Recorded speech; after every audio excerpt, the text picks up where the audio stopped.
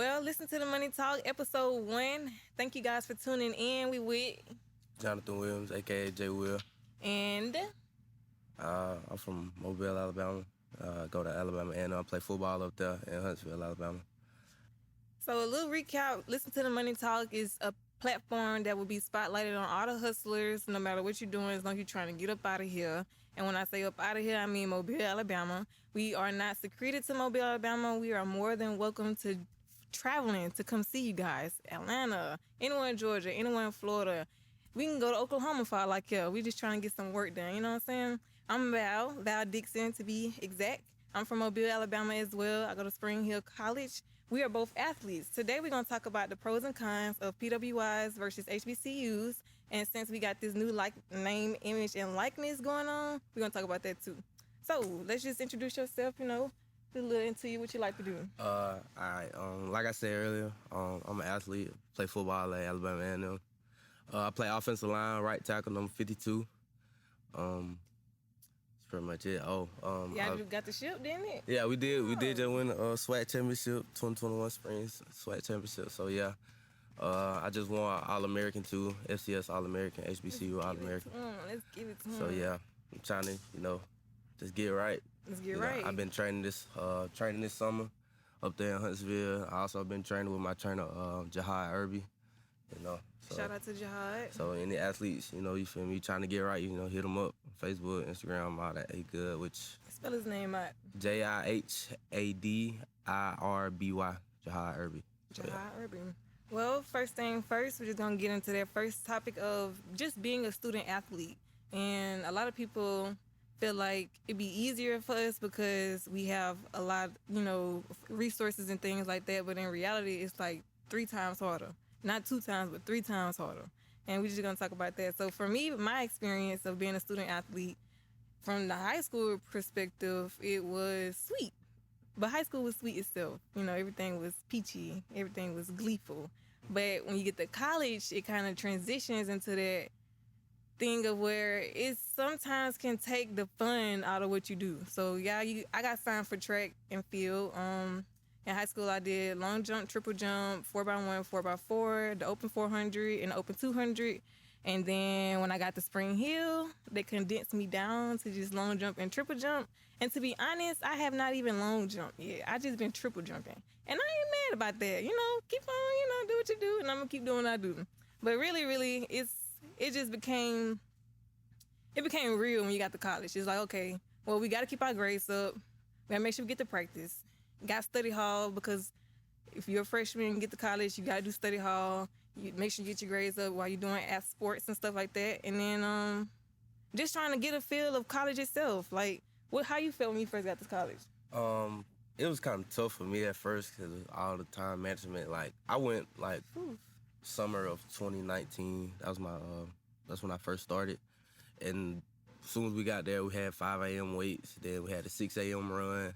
Then after that, you go home, shower. Then you got class at 9, 8 o'clock. So, it's just tough. Then you got to worry about eating throughout the day, especially being a football player. You got to eat 3-4 meals a day. So then they put you on a special meal plan. So, it's tough, but, it's manageable. If you really want to do it, put your mind to it, you can really do it. You can get it done for sure. What y'all meal plan? Y'all got the unlimited meal plan? Mm-hmm. So, with football players, they got us eating steak, chicken, eggs all the time. I'm so sick of eggs. Oh, my God. But that's their protein for you. Yeah. You got to build your muscle. You got to be able to endure the whole 10, 11-game football season. So, you got to do what you got to do to be successful. That's right. I know when I first got to college, I didn't have to start in a track. People don't take track serious. I'm just going to be honest about that. So we ain't have to come during the summer, nothing like that. I did go up there to for a tour around the campus. Spring Hill College is located in Mobile, Alabama, for those who don't know. I didn't know until I got signed, to be honest. I was like, Spring Hill, where is that? Got in the GPS. I'm like, what? This thing down the street. So I got there. He took me on the tour. He showed me around. He showed me where the freshman dorms were, where I might be staying. And that was that. And I know when I got there in the fall, it was kind of sweet. I didn't really know too many of my own teammates.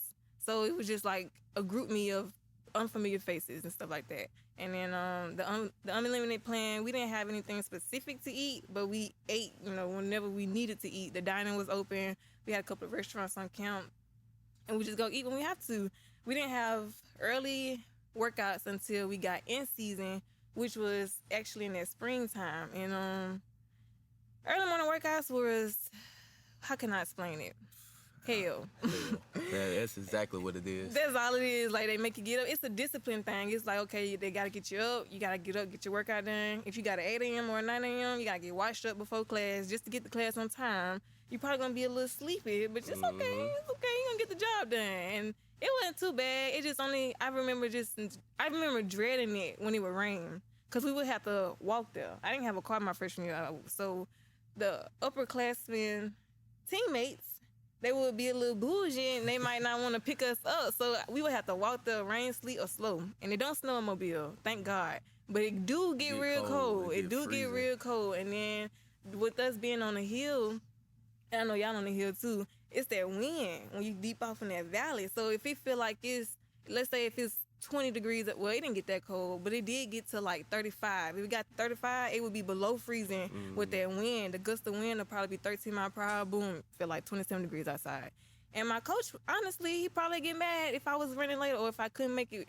And I'm not gonna lie, I had my bad days. But that's just what it come with. It just come with you growing as an athlete, growing as a student, and getting it out the way. But more importantly, with being a student athlete, you have to be a student first. So let's talk about your academic struggles. Like, how did you feel about the freshman year? Okay, well, let me talk about high school first. High school, I was like, straight A student, 3.5 GPA, all that stuff.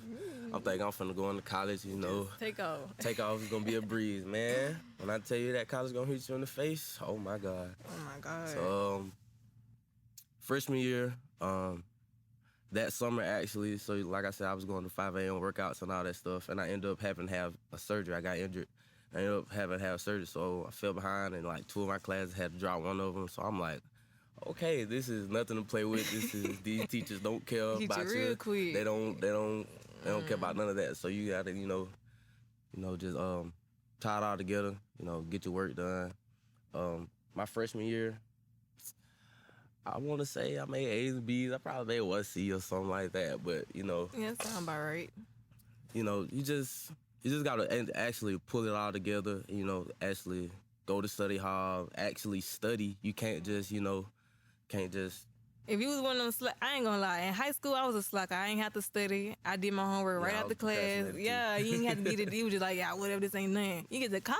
Nah, you think you ain't gotta study? You think you could just get the homework done? No. Especially like if you were one of them tough majors. Like when I first came into college, I was an electrical engineer, and I was like, I know that was hard. Nah, that's them codings and stuff. Yes, it got tough for me, so I ended up switching to computer science. So, and that was a little bit easier, but it's still tough. Like, you still have to study. You got, like, be in contact with your teachers, getting extra help, all that extra stuff. Because, it ain't no joke once you're in college, because you ain't got mama and dad to look out for you. You ain't got none of them. Make sure you're doing your homework, and then it's all on you. It's on you. And that's kind of how I was. When I first started and I got to Spring Hill, they finessed me. They told me they had kinesiology. Come to find out, kinesiology was a class offered through an upper division class through health science. So I still tried to thug it out. I still tried to take the class, take stuff like that. My first class of health science was microbiology. Oh my God. I'm talking about, you learn about parasites. Matter of fact, we was learning about COVID before COVID in microbiology. It was crazy. And then she had us on lockdown browsing, everything. It wasn't no way you can kind of slip through the cracks and, find no loopholes. Only thing about her class, my instructor was deaf. Don't ask me how we got through the class, just leave it at that. I probably never made it through that. Yeah, it was real hard. So then we ended up going home for COVID, and it got to a point where I was like, well, you know what? I'm not even going to try to push myself through this because this obviously ain't for me. And that's another thing. If you feel like you don't have enough passion to endure your major, switch. It's free. Yes, you ain't got to worry about, I'm already here. No, switch. Go ahead and find something that you want to do. What I found was communications arts. I'm a liberal arts major, public relations and advertising with a business minor. He got a business minor too. And I feel like if you do anything and you don't necessarily know what exactly you're going to do, business minor is probably the best thing for you because you can get anything with a business minor. Like, literally you can go to healthcare and get to working and doing something. It's gonna make it work. So it just wasn't the best freshman year, especially with the COVID impact. And then COVID really messed a lot of us. Yeah, I feel like for our generation, for us, you graduate 2023. For the class of 2023, it really kind of put us in a real chokehold, considering this our first year in college, and now we got to transition to something that nobody knows how to endure. Like, nobody ever been going through COVID. Like, nobody ever went home. Online classes, Zoom classes. Then you gotta think about. Then you got these hybrid classes, and I ain't know what. Like, I'm missing class, not knowing that I'm missing class, because I was supposed to come on a Tuesday, but I'm thinking I was a Thursday group, and missing it was real bad. It's real bad. My GPA survived during COVID. It just dropped, which is kind of ironic, but that's due to me. That's due to me, but we ain't got to talk about that for real. But I just wanted to get into that because I know a lot of people are going to school, and even if you are going to school, if your parents want you to go to school, at least try to find something that interests you, because one thing about it, when you get out of school, it's up to you about how you're going to make your money. You ain't enjoying what you're going to do, you ain't going to enjoy your career. Next thing you know, you're going to be one of them grumpy people that's at work that don't want to be at work.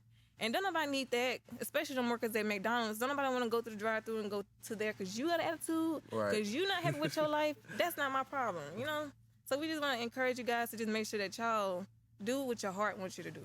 Don't do nothing that somebody else wants you to do. And if that is the case, my parents, they wanted me to go electrical engineering because I studied that in high school. Well, I was aerospace engineering in high school, but I see it was like, it shouldn't be that much of a difference in electrical engineering, but I got there, it was a whole different ball game, and I was like, no, I'm gonna go ahead and switch it up. Make sure, find out what you want to do early, because you can't switch up 2 or 3 times. You're gonna be way behind. Your graduation date gonna be pushed back, and you're gonna be like, man, I wish I would have just did this from the beginning. So make sure you find out what you want to do early and stick to it. That's right. Because that's kind of what I'm going through now. I did switch my major at a good time. I was still in underclass. Well, I'm just now becoming an upper division level, but I was still in underclass when I swapped my major. But with my minor, it would take a little extra. And then with me trying to play it safe, dropping classes to keep my GPA up, it kind of had me a little bit behind a little bit. So I might still graduate in 2023, but it might be that fall of 2023. Yeah, it's kind of the same here. I was dropping classes during COVID. Trying to be safe, right? Really, GPA does not matter. It does not matter. These get degrees. I want y'all to know that these do get degrees. If you can get a pass with a D, you get, especially them no credit ones where you can fail it the first time and then take it again and it don't affect you or nothing like that. Take advantage of them no credit classes, because you have the opportunity to learn whatever you learned that first time and then go back. Retain all that, keep your notes, find somebody that has some better notes, and then make sure you pay attention this go around. I failed my accounting class this past spring, and I remember going and take the final. I was trying, I ain't gonna lie, I did kind of fall off, and then I said I was gonna take the final. I get to the final, I'm looking at it, I'm like, whew. I wrote my name. I get to the first question, I'm like, man, this is probably gonna be straight. Get to the second question, I'm like, yeah. And with accounting, it's not like it's A, B, C, D, E, It's like, okay, you gotta do the books, you gotta do the accounts, you gotta balance it. It's a lot. So I was flipping through the pages trying to skip through. I only completed maybe 5 out of a 10 question test. Each question had 6 parts to it. All right. I just told myself, I had to be real with myself. I was like, you know what? Let me write a note on the front, tell him how I apologize for wasting his time and mine too. I think every college student did that before. And I told him I'd see him next semester because I ain't going to be able to pass the jump. And it just was that I had to go from there, because honestly, you just got to know when to take your L's and keep it pushing. And it's going to happen. It happens to the best of us, and I'm glad I learned then. Now, 2021 fall semester is going to be a peachy semester. I'm going to make sure I do everything I'm supposed to do. I'm not going to slack. I'm not going to let up. What's your goals for next semester? I want to make the all swag, all academic team. You got to have a 3.5 GPA, something like that for the semester. I want to make honors roll. I'm just trying to, just keep my grades up for real, right, so I can stay eligible, stay ready to play. Go ahead. I'm trying to graduate early too, so if I graduate early, I can get to that lead, baby. Yeah. I was just gonna say, because a lot of people, like me, probably be behind, but it's okay for me, because track is not forever. I just want to get my grades done. I want to get track to pay for school and stuff like that. If I do get to a level where I have a qualifying jump and triple jump, I wouldn't mind, pursuing track. But we gonna work for right now. But the pros and cons to HBCU and going to, are y'all private? Is Alabama A&M a private? Oh no, we're public. Y'all We're public? public HBCU. Oh, yeah, Anybody so can y'all go there. good. So like, you white, black, purple, yellow, whatever. Green. Come on, come on. But yeah, pros, like you probably gonna meet your forever family at a HBCU. I probably met my forever family up there.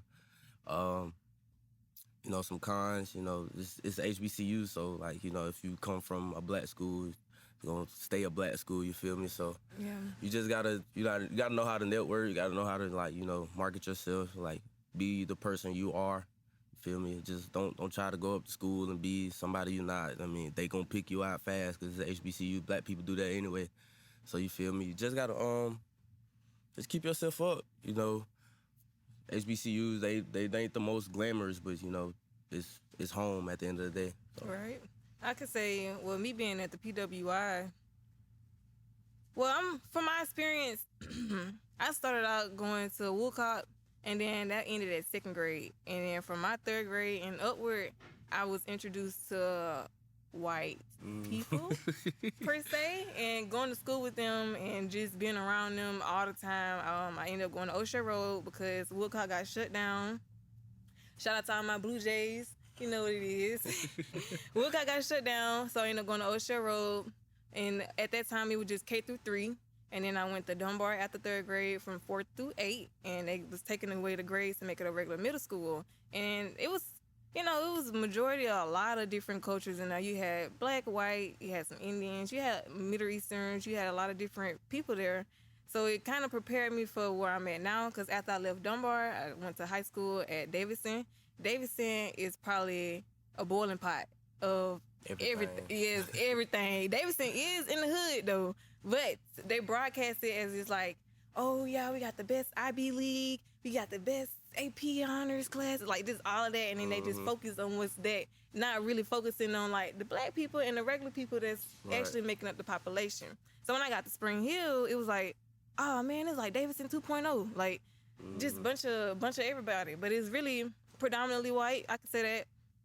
The culture of Spring Hill is originally, not the best history, but I think they're trying to make up for that. Like, right now, they got a lot of black people that go to Spring Hill taking leadership positions and stuff like that, and they have what can I say?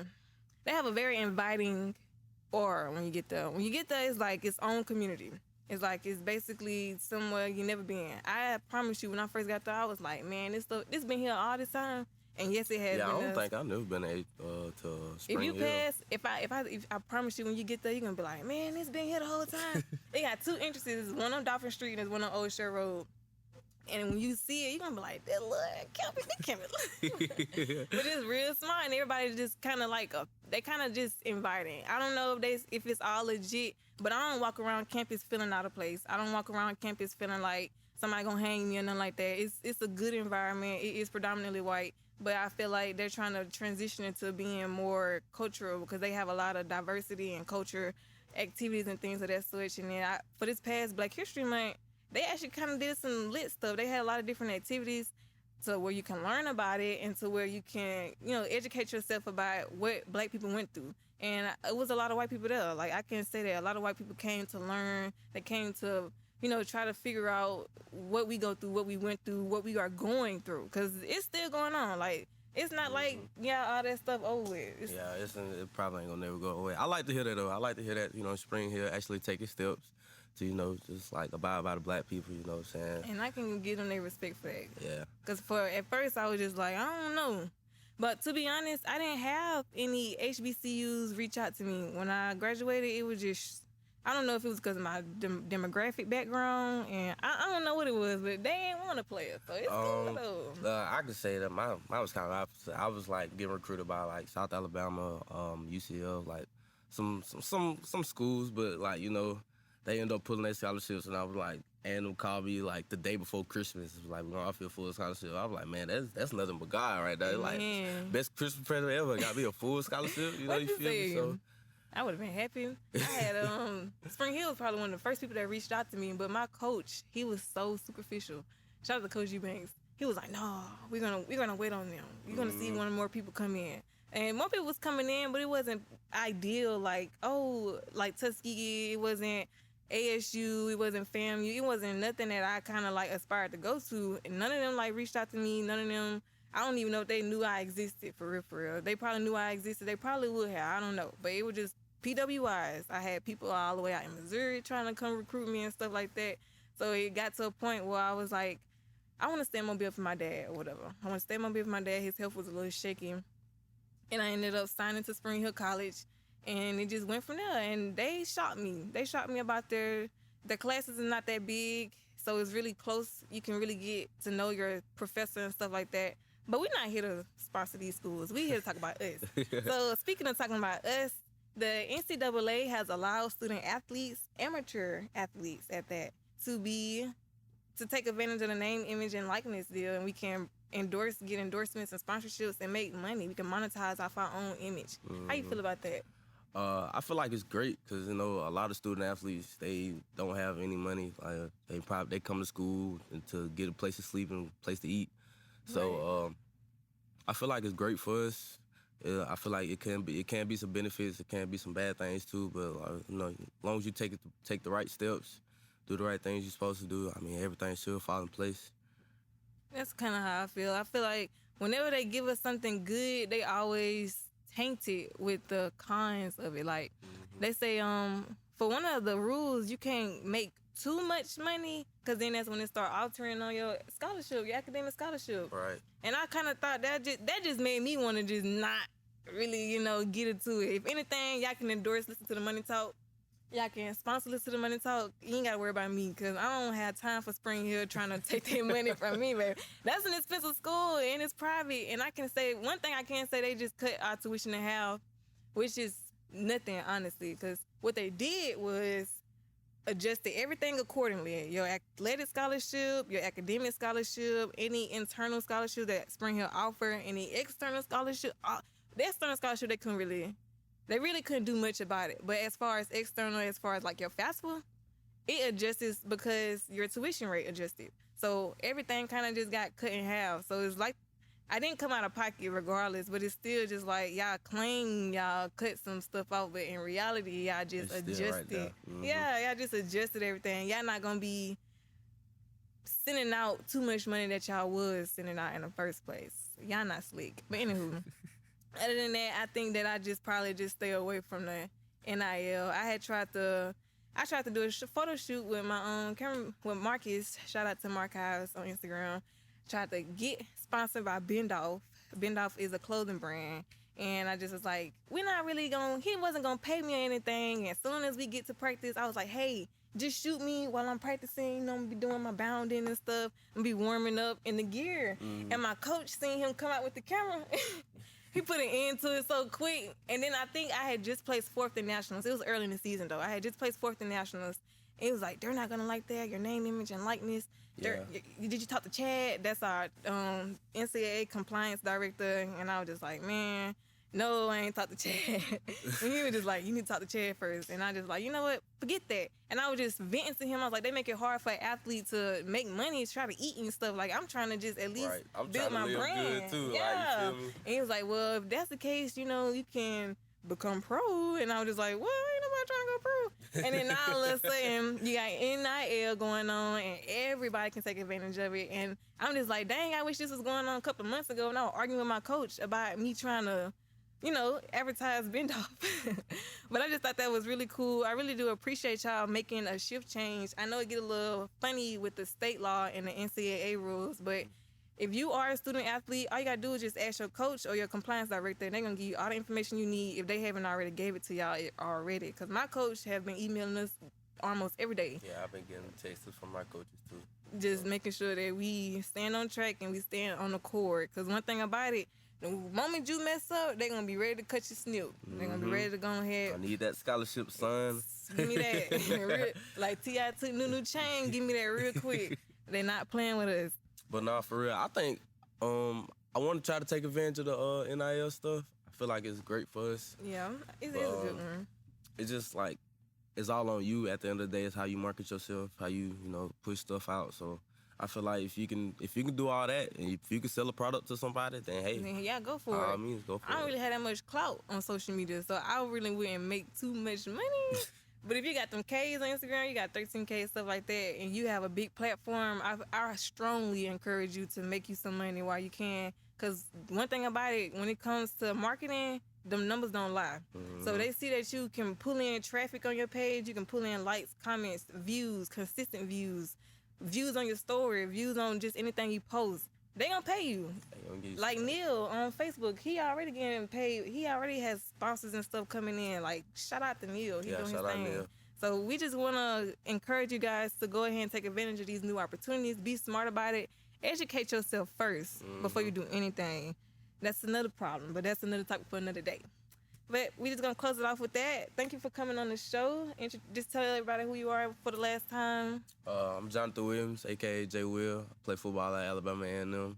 I appreciate Val for having me on Listen to the Money Talk. Listen to the Money Talk. You feel me? So y'all make sure y'all tune in for the next episode and tune in for the Alabama A&M football team coming up in the fall. First game against South Carolina State, August 12th. It's lit. Hey, yo, Drips.